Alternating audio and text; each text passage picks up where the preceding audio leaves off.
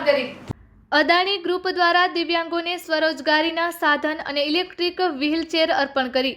GK general hospital Bhuj ખાતે દિવ્યાંગોના સ્વાવલંબન માટે Adani foundation તથા મુન્દ્રા પેટ્રોકેમિકલ દ્વારા સાધન સામગ્રીમાં ખાસ સગવડતાવાળી ઇલેક્ટ્રિક વ્હીલચેર 48 દિવ્યાંગોને અર્પણ કરવામાં આવી હતી, જે 2 માસ અગાઉ તેના માપ લઈને તૈયાર કરવામાં આવી છે।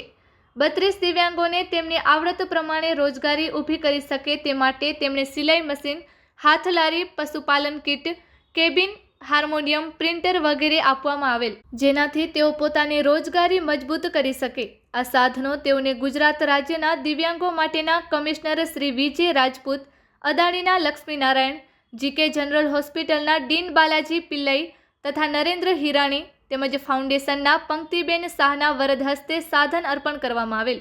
આ પ્રસંગે લક્ષ્મીનારાયણજીએ જણાવ્યું કે અદાણી ફાઉન્ડેશન દ્વારા આપણા સમાજમાં જે જરૂરિયાતવાળા લોકો છે તેના સુધી કેમ પહોંચવું, તેની જરૂરિયાતને કેવી રીતે પૂરી કરવી એ તમામને સહયોગી બનવા અમોને તક આપી છે। આજે દિવ્યાંગોના ચહેરા પરની ખુશી જોઈને આનંદ થાય છે, જ્યારે ગુજરાત રાજ્યના દિવ્યાંગો માટેના કમિશનર શ્રી વિજય રાજપૂત સાહેબે પોતાના વિભાગ તરફથી દિવ્યાંગોને મદદરૂપ થવા જે પહેલ કરવામાં આવી, જેમાં ખાસ દિવ્યાંગોના પ્રશ્નો માટે સ્પેશિયલ સુનાવણી કાર્યક્રમ, લોક અદાલત, ઓનલાઈન અરજી તેમજ આખા ગુજરાતમાં દિવ્યાંગો માટે 21,144 સરકારી કાયમી નોકરી માટેની પ્રક્રિયાની વાત રજૂ કરી હતી।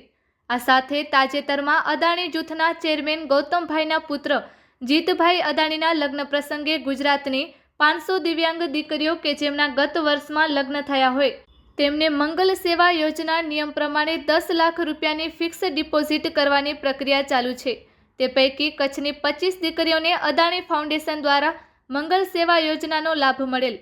અદાણી ફાઉન્ડેશન દ્વારા વર્ષ 2010થી દિવ્યાંગોના જીવનમાં વિવિધ રીતે મદદરૂપ થઈને તેમના જીવનમાં અજવાળા પાથરવાના કાર્ય કરી રહ્યું છે। અત્યાર સુધીમાં 3000થી વધુ દિવ્યાંગોને પોતાના તરફથી અને સરકાર સાથે જોડીને અનેકવિધ યોજનાઓનો લાભ અપાવેલ છે।